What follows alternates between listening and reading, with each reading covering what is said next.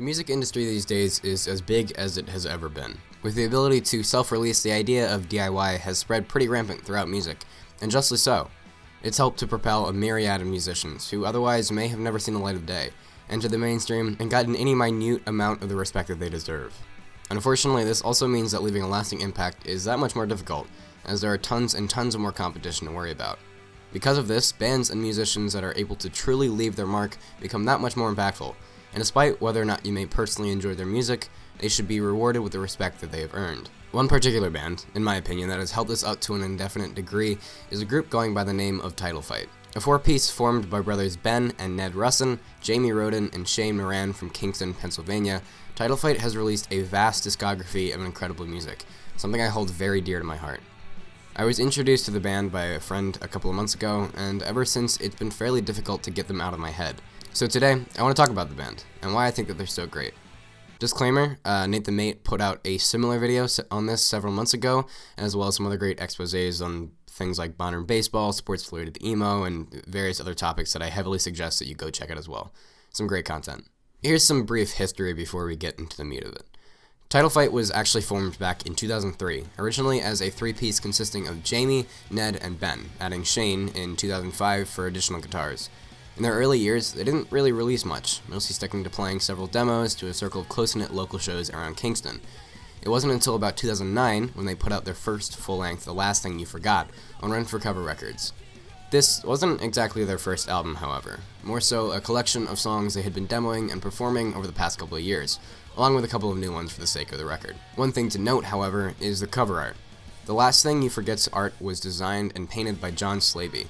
The cover art featured various pieces of nature mixed with human lifestyle, with a train in the background and tents littered around a barren forest. Slaby would go on to design the cover art for every Title Fight release afterwards, except for Hyperview in 2015. This would help to shape Title Fight's visual style, and allow them to stand out with Slaby's technique of portraying a sort of cynical outlook on human lifestyle in the midst of an otherwise unbothered continuance of nature. Now, we get to Shed. Shed was Title Fight's debut studio album, and I like to treat it as such. With the band now signed to Side One Dummy Records, the group absolutely barrels into their first album, On Coxton Yard, a quick, aggressive punk rock cut. This is immediately followed up with a similarly aggressive Shed. They began the record off so fast that within the first half of the record, only 2 songs break a 2-minute runtime. Switching between Ned's angry vocals and Jamie's, well, similarly aggressive vocals, for the most part at least, they presented themselves as the angry teenagers / young adults that they were. But then, there was a bit of a shift. Next comes Safe in Your Skin. Starting off with an immense amount of feedback, we're introduced to the softer side of Title Fight. A slow, groove-driven track that makes you just want to bob your head. We hear Jamie begin to sing of someone he seems to have lost, speaking of meeting up with him again after they've regained their confidence in themselves.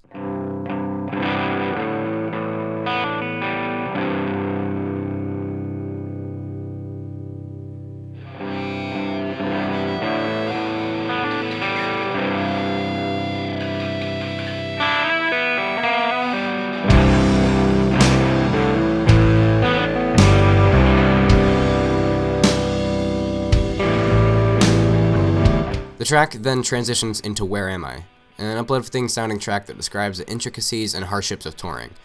Thus far, we've really only heard the angry side of things, which, while still vulnerable, are masked within the fast-paced jams. Now, we are given a chance to slow down, hear the issues from the source, and relate to the real people. Except, just kidding, Your Screen Door is next, and it rips just as hard as the first couple of tracks. Followed up by 27 and Stab, the band continues with their rampant punk sound until GMT, Greenwich Mean Time. While still somewhat heavier in certain parts, even drawing inspiration from hardcore and post-hardcore songs, it's still a generally slow-paced song, with ample room for headbanging and screaming. It's also one hell of an album ender, something that shouldn't be missed. Overall, Shed is a fairly solid first record. The primary issue with it, however, is that a lot of the songs sort of blend together. A lot of the first half, along with some parts of the second, sound very one-note, and are easy to mix up with each other. When it does change though, it hits extra hard, and that's when it counts. Noteworthy songs include Flood of 72, Crescent-Shaped Depression, Safe in Your Skin, Where Am I?, 27, and GMT. After Shed is Floral Green, and oh baby is Floral Green a real treat. This is the album that most people tend to think of when they think of Title Fight. Whether it be their name in large, all-caps letters in the center of the album art, the lasting impact the album sonically had, or some other third reason I'm too lazy to think up right now, it's pretty safe to say that a lot of their success came from Floral Green. Much like Shed, Floral Green barrels in on Numb, but I Still Feel It. But it's somehow different. The opening track feels grander, with a heavier focus on deeper chords, longer guitar riffs, and somehow more refined yet more raw vocals. Everything is louder, in a good way, yet feels more polished than ever before. All the elements seem to be fighting each other for the limelight, with thicker bass, heavier rhythm guitar, more dominant lead guitar, and punchier drums, crashing left and right. This is heard really well within the next couple of tracks, with all the members seemingly giving it everything that they've got. Whether it be the way that Leaf sort of just starts with bending guitar riffs and an ensemble of crash cymbals, or Secret Society, leading in with Ned ripping away on bass and vocals, before pulling in with a full band jam. Everything feels more energetic, and tons more punk, despite slightly pulling away from the traditional punk sound. Then, once again, just like Shed, after wiping our brow from the heavy sweat we've just earned from the first 4 songs, we're left to have an existential crisis, with Head in the Ceiling Fan. The first minute features a slow, crooning solo guitar, moving up and down the neck in a sort of sad fashion. Then, amidst a sudden display of feedback and drums, the song truly begins, with the full band crashing in along with the lyrics, Head in the Ceiling Fan goes rolling and missing like bullets slamming into deerskin. It's difficult to describe how it sounds without just hearing it, so here's a little preview.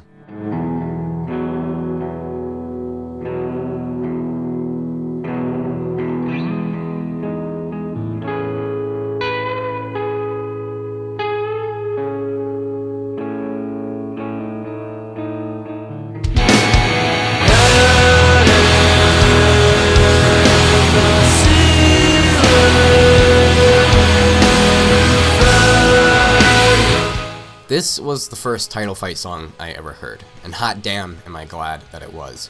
While not being the most common sound the band has portrayed over their discography, it is still one hell of a great representation of what this band can do. And just like that, we move on. Make You Cry slams you into a wall after you just painted a beautiful mural and stood silently admiring your work. That work being Head in the Ceiling Fan, of course. Don't even get me started on the beginning of Frown either. The way that it pulls you in with a quick, distorted guitar lick, only to hype up the rest of the track with an even faster palm mute that ends up getting repeated in the chorus is absolutely heavenly, and brings the energy to the track instantly. And that's really one of the reasons why I love this record so much. There's constant energy, all the time. A song ends and then another one starts the moment you press play. Take Sympathy, for example. Press play and boom, you have Ned trying to confine his life story to you.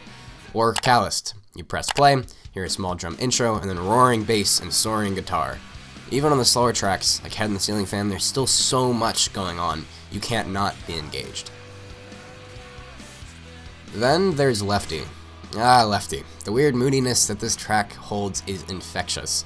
I personally think it has a lot to do with the strum pattern and vibrating distortion heard throughout the majority of the track. While all these songs are ones that you would be screaming to live, this one would hit just that much harder. Something I feel a lot of people would agree with. After Lefty, we have the final track, In Between. Sonically, I believe it sounds like something that could have been on their next album, Hyperview, which I've actually mistaken it for a couple of times, but we'll get to that more in a second. Keep in mind, In Between is the last song on the record. Last songs are usually meant to leave some sort of impression, whether good or bad, as a way to wrap up the entire project. And when you have something as dense, fast, heavy, complex, and insane as Floral Green, how exactly do you end it? Apparently, with In Between, a long, epic, droning track basically about being caught up in a lot of stuff, to where you feel like you're always in between. It's got moody vocals, a kick-ass guitar solo, a really heavy chorus, and just feels like Title Fight. Noteworthy songs include, realistically, the whole damn record, but more specifically, the whole damn record, seriously, just listen to it. Like I mentioned though, In Between sounds very much like something on Hyperview, the band's third and most recent record. I highly doubt that this was intentional, but I think it does a really good job as acting as a sort of transition for the two records. Because for every track on Floral Green that is heavy and fast-paced, there is a track on Hyperview that is long and moody.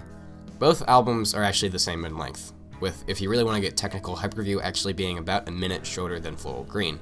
The difference is that the majority of Hyperview is a lot more grounded within the genre of shoegaze, a genre defined massively by its ethereal and ambient nature.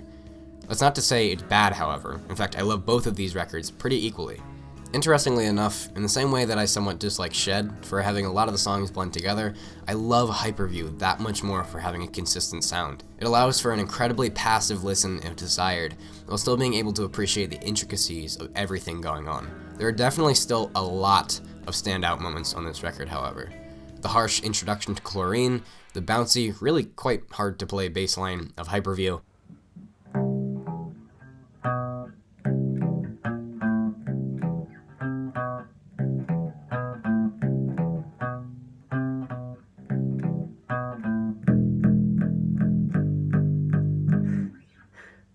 the faster paced sound of Marach, M-R-A-H-C,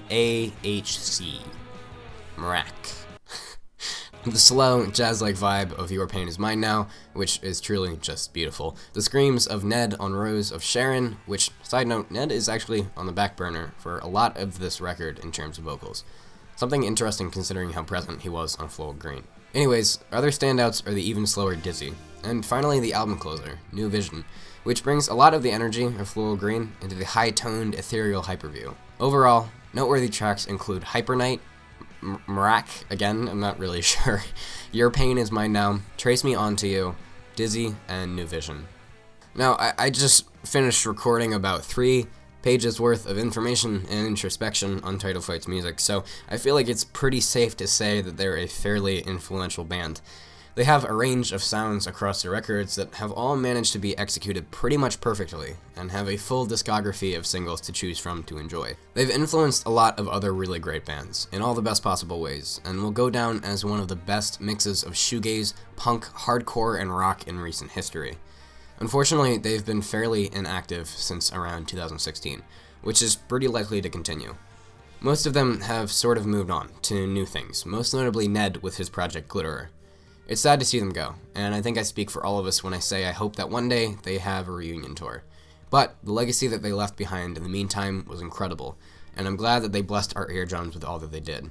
If you haven't already listened to Title Fight, do me a favor and go listen to one of their projects. You won't regret it. And if you have listened to them before, listen to Head in the Ceiling Fan again, just for old time's sake. Alright, and that's the video. Title Fight's really cool. Shout out Brie again for getting me into them. I don't know if you're gonna end up watching this, but just know that I appreciate you for this and introducing me to people like Basement and Teenagerists and so many other fucking bands.